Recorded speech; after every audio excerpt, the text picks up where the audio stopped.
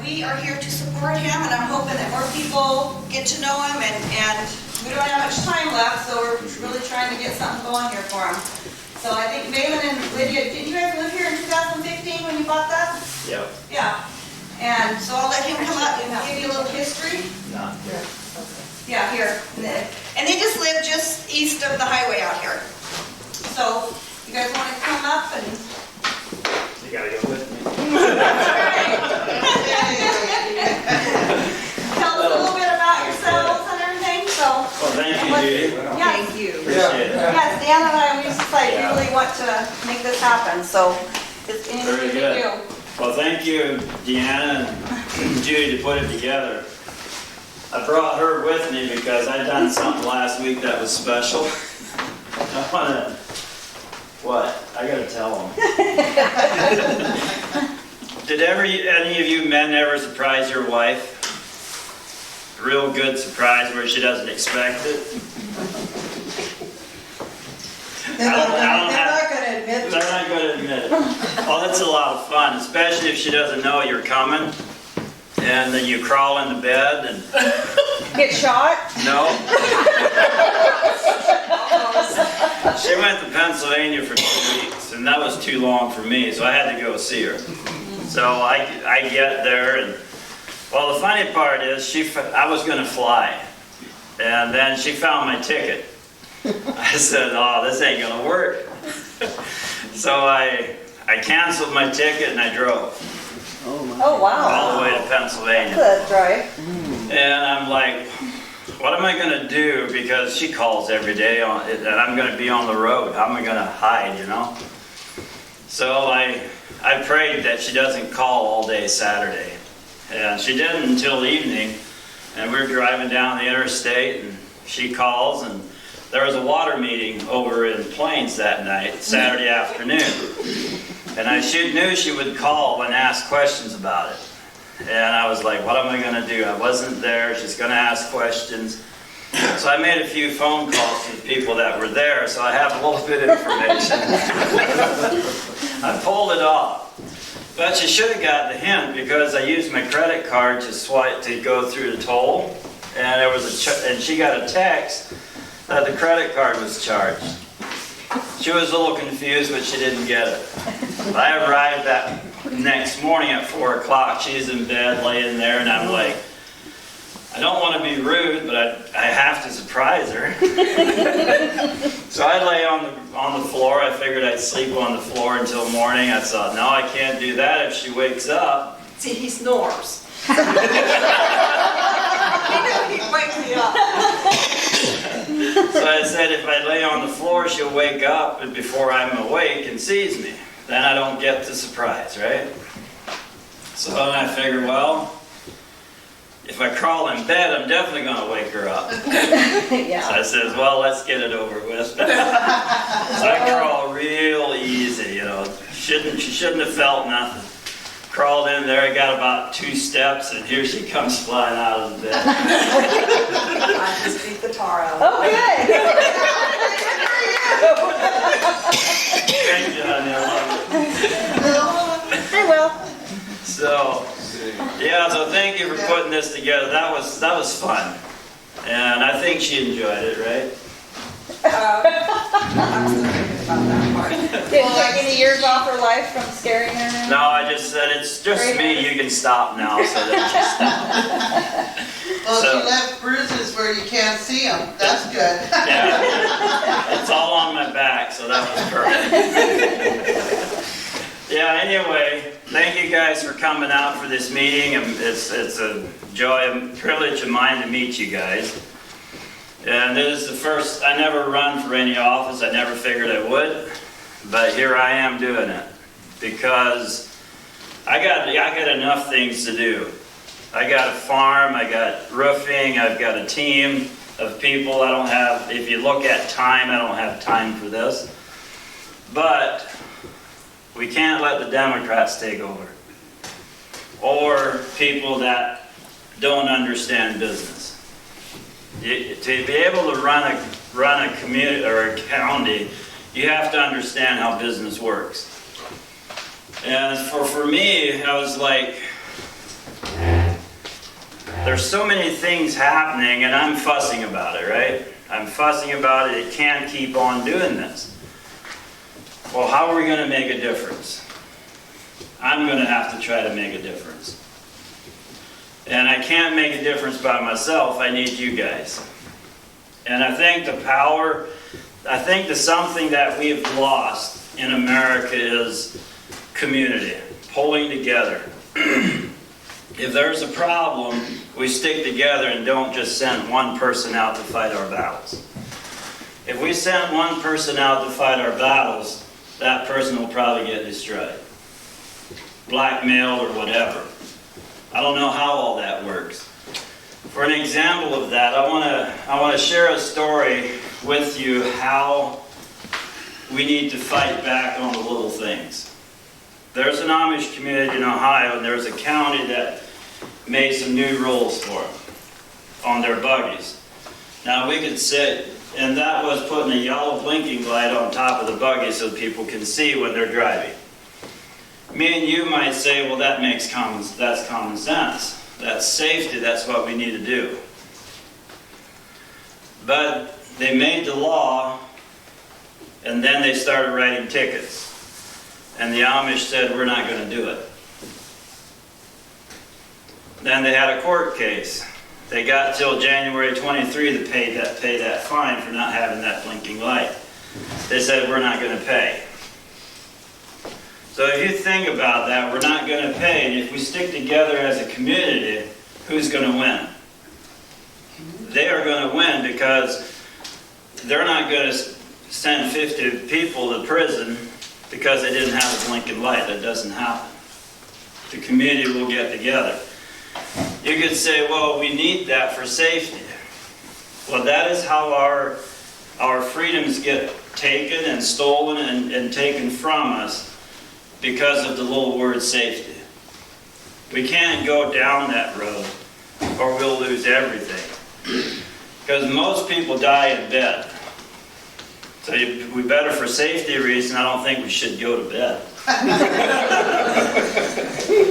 See, we can't go down that road. So we have to fight the little things that almost make no sense. But we need to stick together as a community and not fight each other. And I think that's very important. And then I'm thinking, well, if I become commissioner, how am I going to keep from being like all the rest? How can I keep my Christian beliefs and not get dirty? And I think the only way I can do that is be accountable to the people that I serve. If there's hard things that come up to make decisions on the county, then we get the community together. Hey, what do you guys think? For an example, one of those is the dog barking ordinance. I get it that we don't like to live in town. There's a dog next door barking all night. But that shouldn't be for the people of us out in the country. You don't make the same rule for everyone, wherever it is. But it's things like that. Let's get together as a community and say, hey, we got a dog problem. How do we want to deal with it? Because I can't sleep at night with your dog barking, so let's work together. And I think if we're human beings and we want to work together, we can. And I understand there's going to be different opinions. If there's different opinions, we work them out and we move on. So I totally started where I wasn't going to start, but you might think, well, do I have experience to do something like this? I was in a water meeting today up in White Pine. You know, the water compact and all that, they want to take our water. We have to fight that water. And the thing that I'm seeing with that, as I listen to the whole thing, they are after the irrigators, they're after the farm, they're after that water. But they are after everybody's water in this area, even outside the reservation. So now they're saying if your well pumps less than 35 gallons a minute, 35 gallons a minute, you don't have anything to worry about. So what does that do if they say that? That will make somebody like most of us say, well, it doesn't involve me. But they're going to take hours on the branches, take that water, and then they'll come after yours. So if you don't put your complaint or objective in by December 9, November 6, December 6, you don't have any right to fight against it later. See how they get us? So we need to put those in now, and so we can keep our water. If we don't, I mean, that's not even right to say later on it doesn't matter. But that's how they play these games. They play them. And that's all how it has been working. We need to be, as a community, sharp enough to pick that up and say, wait a minute. You might not be taking my water, but you're taking my friend's water, and I'm not going to put up with that. Then we can get ahead with something. So, if you want to know how a third world country works, you have been ever in one? Other than America? I've been in South America, I don't know, 6 or 8 times. I had a cousin live down there, and that's what took me down there. One day's wage is enough money to buy 1 chicken. So if you think about it, you go and work for 8 hours, your family's at home hungry, and on your way home you got enough for 1 chicken. Is that chicken going to feed your family for a whole day? Now, I was on a diet for 3 days, Monday, Tuesday, and Wednesday, and food never looked so good and tasted so good, and I wanted it so bad. After not eating for 3 days, just drinking, I wanted bacon, eggs, and hash browns.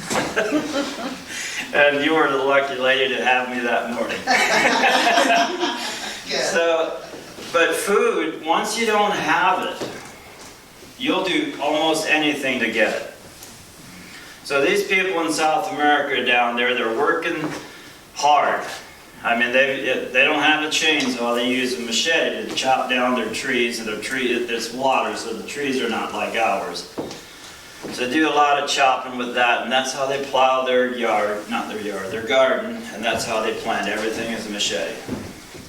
Anyway, 1 day's wage is enough money to buy a chicken. So we're down there trying to help them, learn them how to grow corn. And when they raised corn, they would put them 5 feet apart and put a little patch of maybe 3 or 4 seeds, and one move over 5 feet and put some more down. And they couldn't raise corn. They didn't know why. Well, if you do that, the corn doesn't pollinate. And if it doesn't pollinate, it doesn't give ears. You got to put them in a row. But there's people there that know that. The high officials, they know how to do it. But these poor people don't. Nobody taught them. So we went over, we helped them do it, and my cousin was there, and we started out with 100 acres. We bought a tractor, a corn picker, corn planter, and all that, and moved it over there, and planted 120 acres of corn. Corn grew, it was about yay tall. It was time to put some fertilizer on it, but we had some fertilizer on. Looking good, it's going to make some ears. Then pretty soon we seen the outside rows are dying. And my cousin is like, what happened? I was there too. What's going on? So somebody killed it, somebody sprayed it. But try to do 120 acres with a backpack sprayer. Doesn't work too good, does it? So they got smart enough to figure out to put the poison in our fertilizer. You know, we didn't have the fertilizer lock. It's in totes. They open up the tank, they dump the poison in there. When we go to spray, we kill our own corn. And then they burn the corn planter. It's a steel corn planter with plastic boxes for the corn. They burned it to the ground. Rubber tire wheels, burned it. Then they went to the tractor, opened up the plug where you fill it with oil, and put metal shavings in there. So when we start the tractor, we ruin our own tractor. My cousin seen the shavings and didn't start it. But you still have to take the tractor apart because you got all them shavings on them gears. It's things like that, and that's what happens in a third world country. They will ruin everything. And if we don't fight for what we have now, that's where we're headed. And we can't go there. We might not like each other or think each other or think alike, but we've got to stick together so we don't lose it all. I think it's the number one key.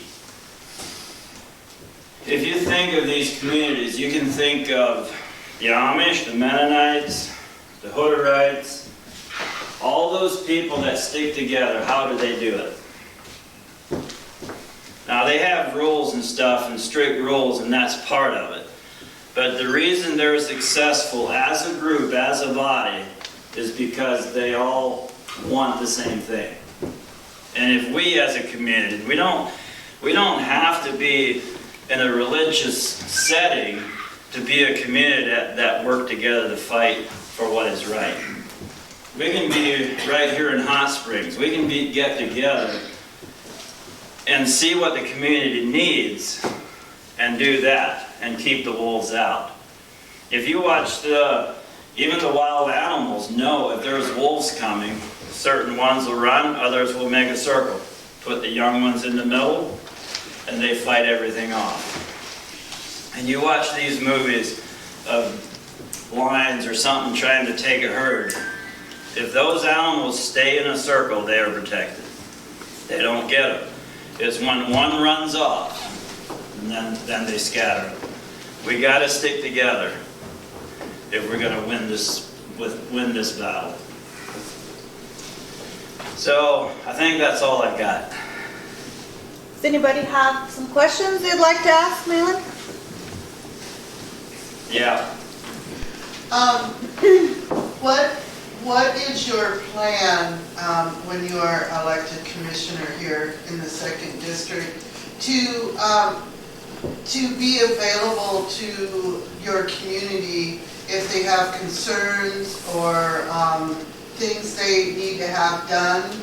And do you think like maybe holding a quarterly meeting or whatever to get all of the people together instead of taking one phone call here or there, but have meetings where the community can come in, have it be like in Hot Springs, Plains, and Thompson Falls, Paradise, or whatever, to help the community? I think that's a great idea. It's a great question.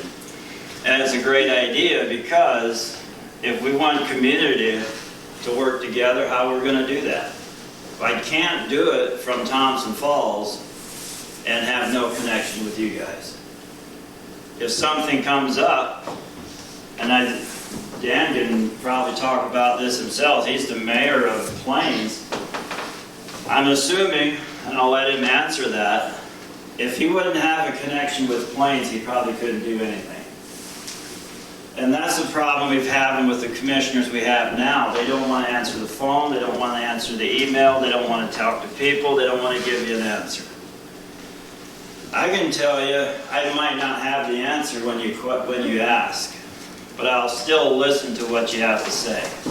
And I'll try to get the answer and get back to you. Because that's the only way we can function.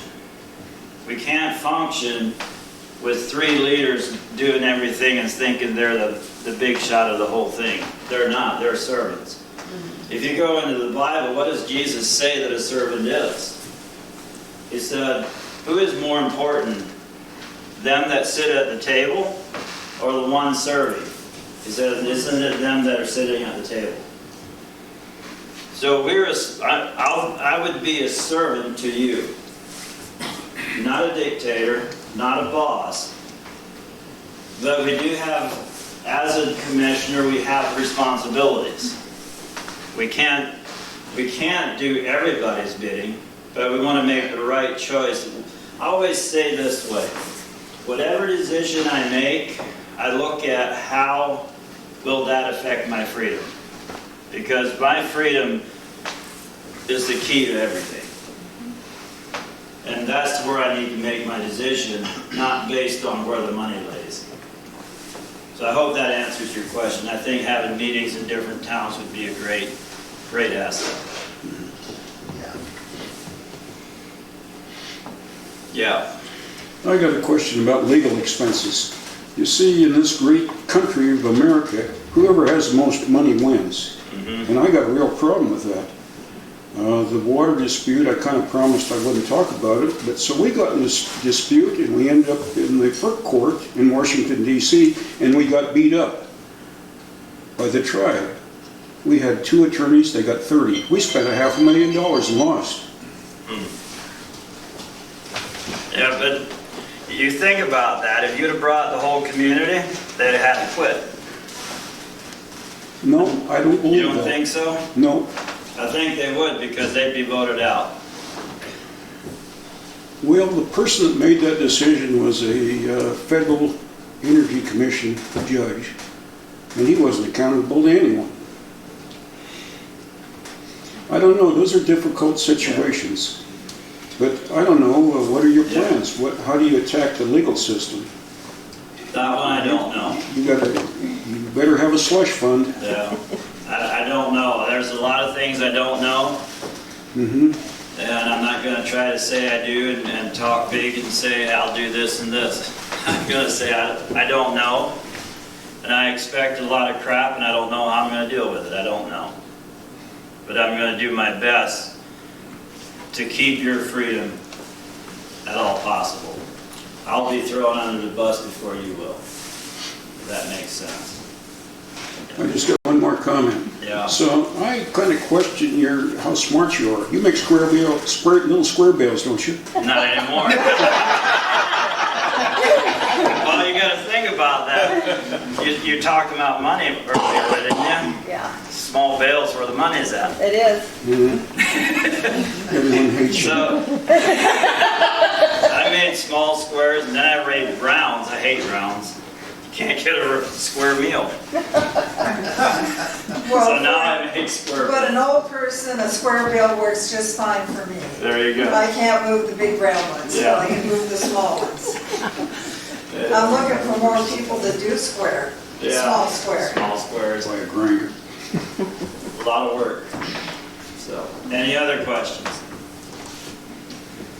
Yeah. What do you see the vision of what, I know about the freedom, and I totally respect that and totally on board with that, but where do you see the future of Hot Springs, and Sanders County in development and all of that? I mean, we just got that 40 plat subdivision that's now approved, and they're going to be selling those here shortly. Anybody has any money. And did the current commissioners even think about all the new drivers on our road? Did they think about the infrastructure? Did they say, hey, is the builder going to pay for this or that? I mean, what is your vision for development? It's like this. I'm a backwoods country boy. I don't like subdivisions. I don't like land development. But there's nothing I can do about that part. I can't. We live in a free country where we can subdivide our land. But then if we do that, we also have to maintain the roads.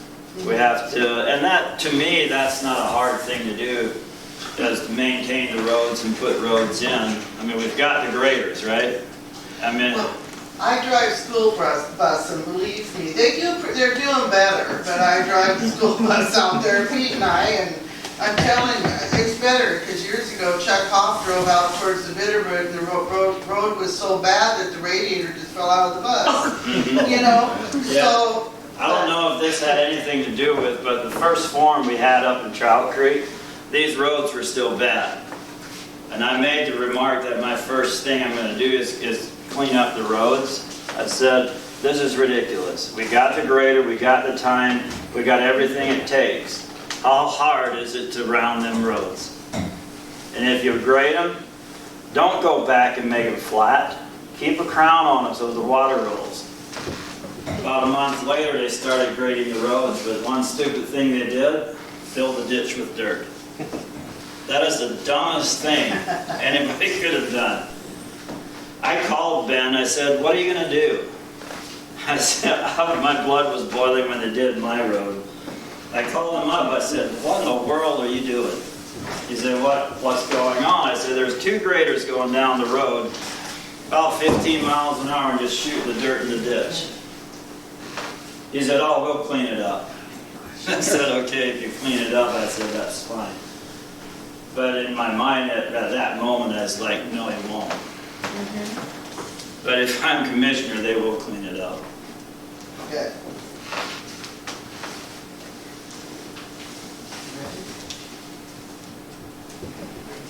You can ask a question. Oh. Yeah. Okay.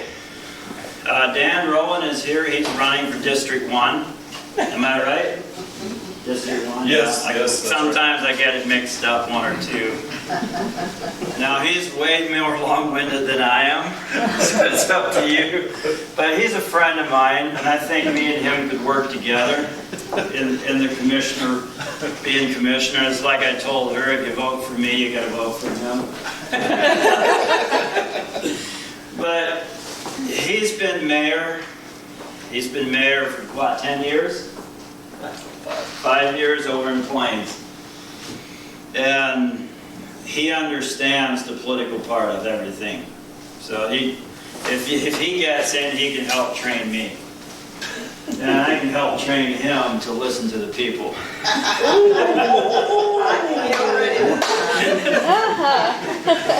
That wasn't too painful, was it?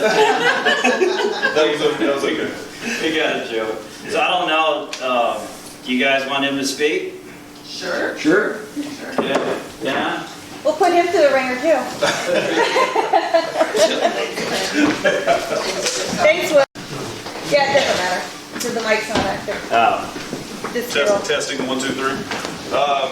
Well, this is Mahlon's event. I did not come to speak. I just I came along was invited, and I feel like I have probably spoken quite enough in the campaign season. As I was waiting at one of the last events we went to, they went in alphabetical order, and I happened to be the last one.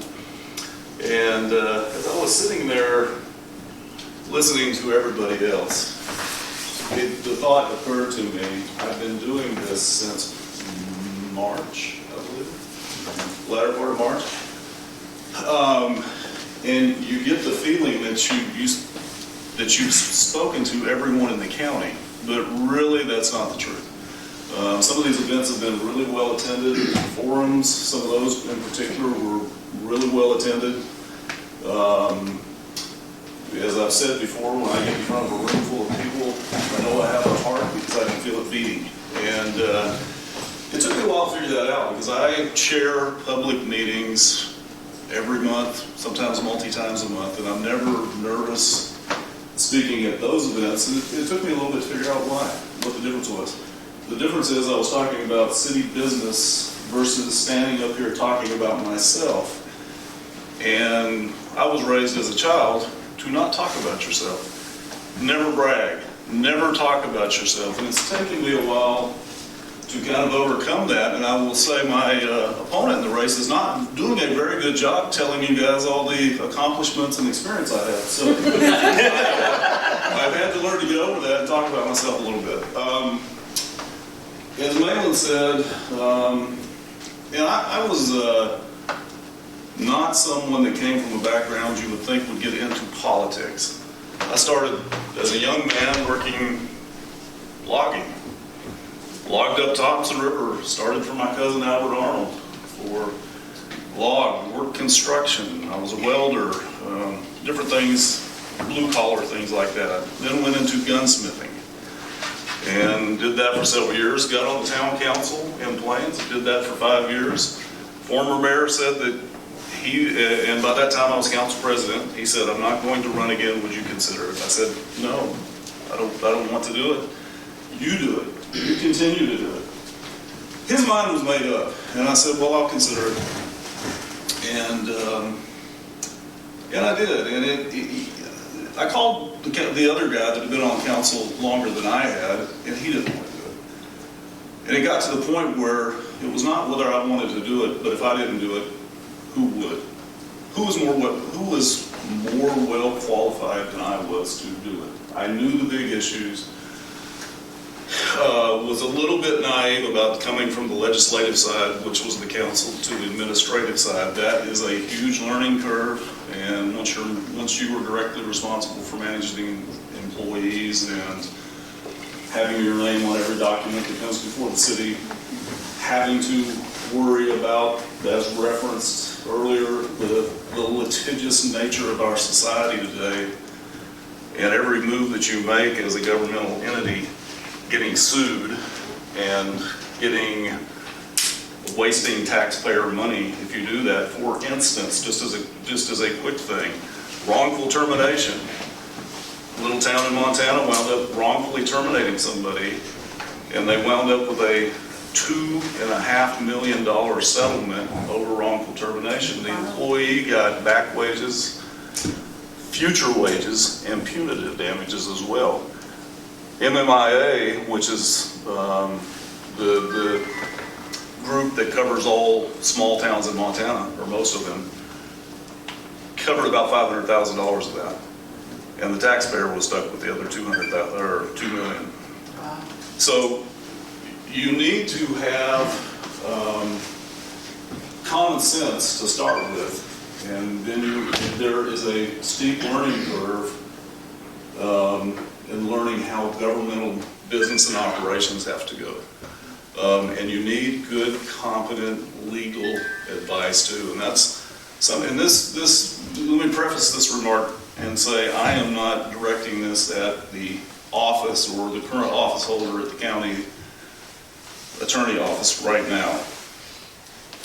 But it is a simple fact that the county commissioners have not been operating with adequate legal advice, in my opinion.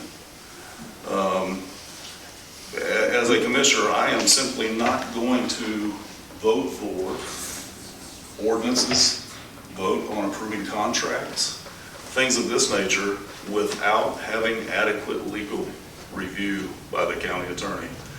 If the county attorney, no matter who it is too busy, if the workload is too heavy handling criminal cases, we are going to have to work out in the budget and recruit a deputy attorney so that the commissioners can operate with competent legal advice. It is an absolute must.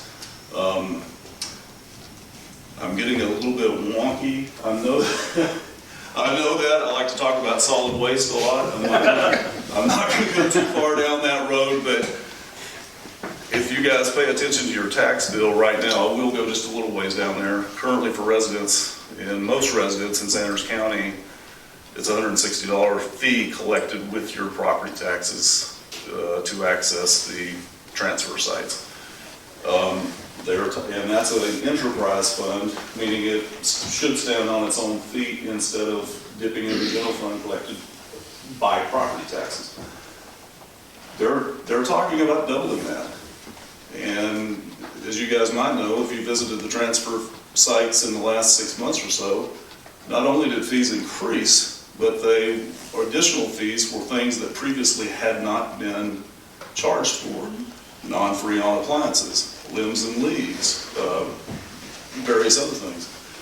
That is going to be a huge thing in the future, and we're going to have some outside the box thinking, because in my opinion, continuing to transfer the entirety of Sanders County waste to Republic is unsustainable.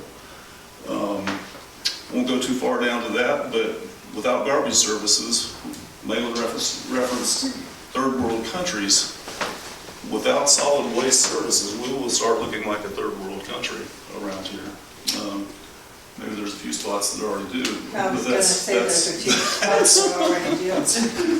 We'll go too far down that, but roads, my vision would be to keep the county in line with what essential services they are responsible as a governing body for us. Roads and bridges, solid waste, law enforcement. People, Seems to me the excitement when you talk to people in the county has mostly been about the sheriff's race. That's what people want to hear about, who's going to be the sheriff, what they're going to do to stop drug dealers and human trafficking and any other of those hot button issues. They're not going to be able to do any of that without commissioners setting a budget that allows them to operate in an efficient and effective manner. I don't know how many times I've been asked during this campaign, what does a commissioner do? What is the most important thing? And I remember one of the things, and this isn't to shoot anybody down, but that roads are certainly very high on that list. But in all actuality is, where does that road work come from? It comes from the budget. The most important thing the county commissioner do is prioritize and allocate according to those prioritizations funds within the budget. So I have, as mayor of Plains, we do not have a printing press like the federal government does. We have to run balanced budgets. And I have managed balanced budgets for my entire tenure. And not only that, we have paid off debt and we have grown reserves.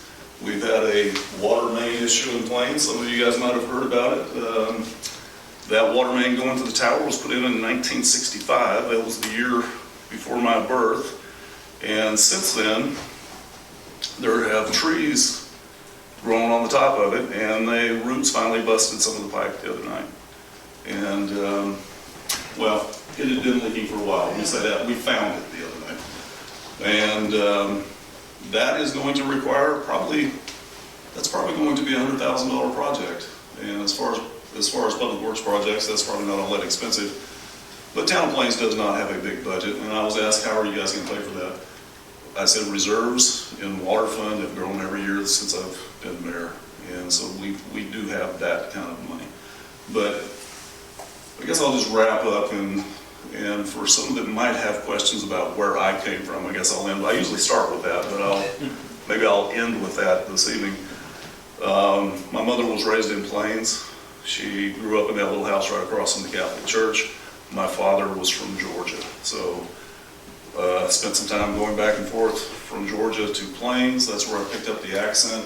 I was still right here in Hot Springs for a period of time when my mother worked at the rest home and lived in, as I was telling you, on the other side of Buck's Grocery. There was kind of an apartment house with, I think, 4 little green not log, but little cabins. We lived in one of those. We were pretty poor. And I see 2 of those buildings sitting on blocks on the way out of Hot Springs here. But other than that, lived in Plains and Paradise quite a bit. Where the dentist offices in Plains, I went to grade school there. The old high school was still next door at that time. Went to school with quite a few of the people you guys probably know. Sheriff Rummel was 3 grades ahead of me. His younger brother Pat was a grade ahead of me. His father Glenn was one of the high school football coaches, excuse me. So, yeah, roots in the area. I think the question over here was really good. I heard the same thing in Heron when I was there. And they weren't really saying it in a bad way, but they said the last time really, they only hear from people during election season. And that's a shame. And I hate to be here really sounding like a politician because it's election season. And I haven't met many of you until election season, but unfortunately that's the nature of the game. But what I think, what was suggested there that I would think would be a good idea was much of what was suggested here tonight. At least come to the senior citizens centers maybe quarterly and come to Hot Springs, come to Heron. And it's a good opportunity in an informal setting for you guys to air your concerns to commissioners and say, hey, were you aware this is happening, or we've got a problem, or I can tell you as mayor, it will be no different as commissioner. You guys are the eyes and ears on the ground, and if you make it to office, you better realize you're number 1 in the complaint department, and that's okay. people need to let you know what their problems are, because many times you are unaware there's a problem until they let you know. Like, on our road, there's a problem. In Hot Springs, there's a problem. And somebody has to speak up and make the commissioners aware of what the problem is, and then they can work on solving it. So, I have a lot of experience listening to complaints, and I try to solve the problems when they come to me. You brought up the police, the sheriff's department, and I guess I never really put those two together, you guys, with the budget. And in Hot Springs, it has been a concern of police aren't available all the time. But that's in the city, but I live in the county. And it is a struggle that we live here and we have a problem. It takes hours for an officer to get there. And we do have a local officer that lives on Higher Road, or sheriff. But is there, I wonder if there's any way in a budget to maybe, have it more available out here, because we are way out here in the middle of nowhere, and you guys are all centered down there, and we kind of get left out of the whole picture. Oh, Sure. that's just Hot Springs. Oh, that's just Hot Springs. But we need loving too. Sure. Sure. And we want to feel safe out there. Sure.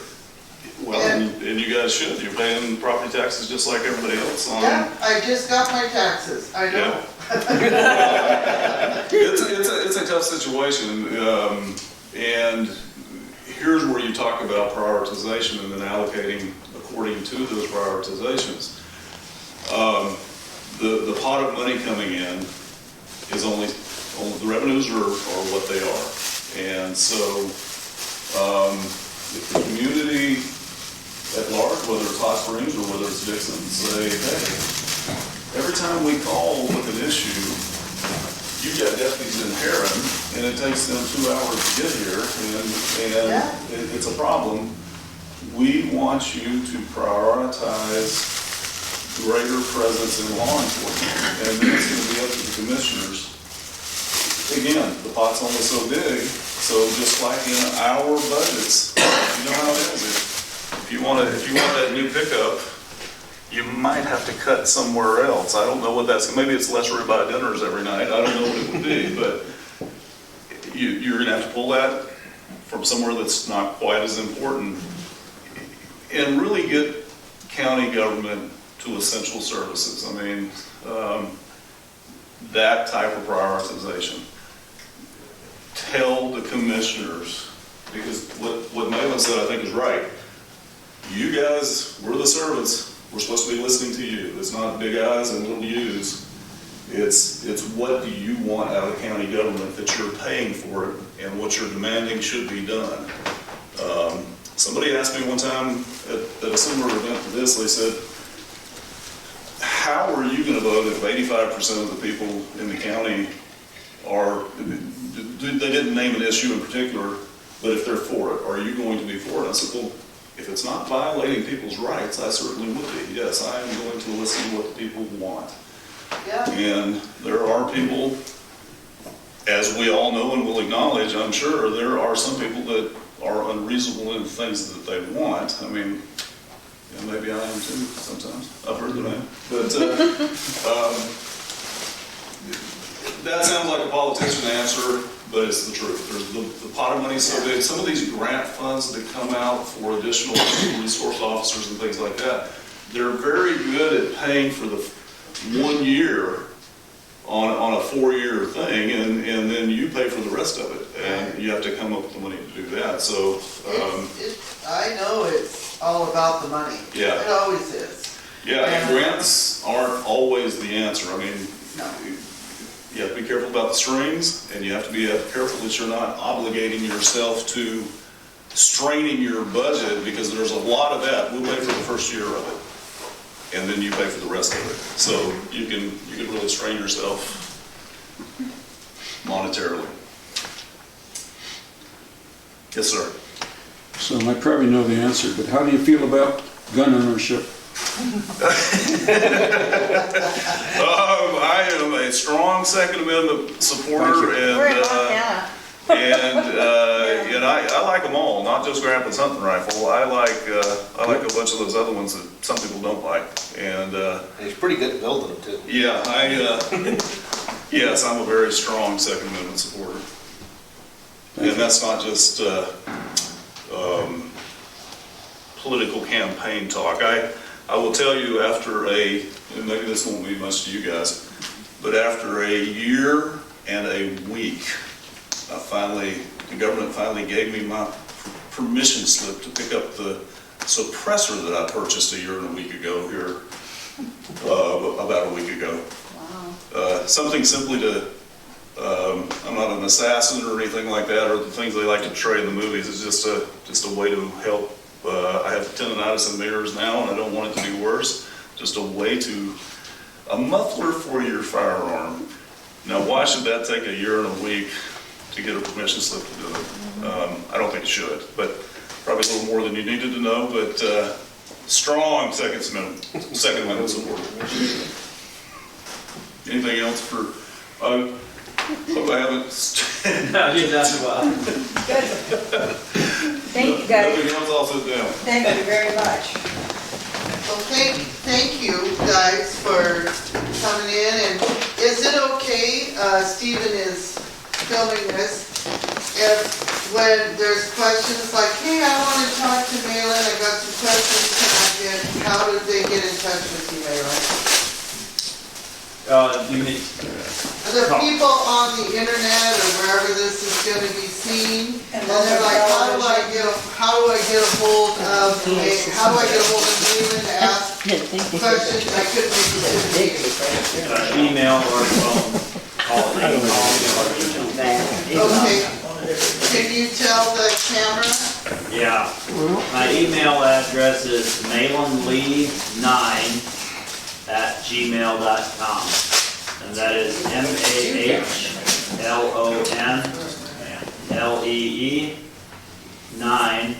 MAHLONLEE9@gmail.com. Phone number is 406-552-5360. Thank you. Yeah, is that a letter? Is it a number 9 or do they spell it? Number 9. Number 9, okay. Yep, so, and we'd like to say thank you for you guys showing up and everybody coming in, and just have some more cookies There's and, more treats coming. yep, so, but I guess we deserve a round of applause. Thank We appreciate you running. you. Yes. Thank you. And everybody, don't forget to vote next Tuesday. Oh. Tuesday, don't forget to vote. And one more thing, when Mason got up there and said, I'm extremely busy with all the things that he has, always remember, if you want anything done, you give it to the busiest person you know. Boy, I know that one.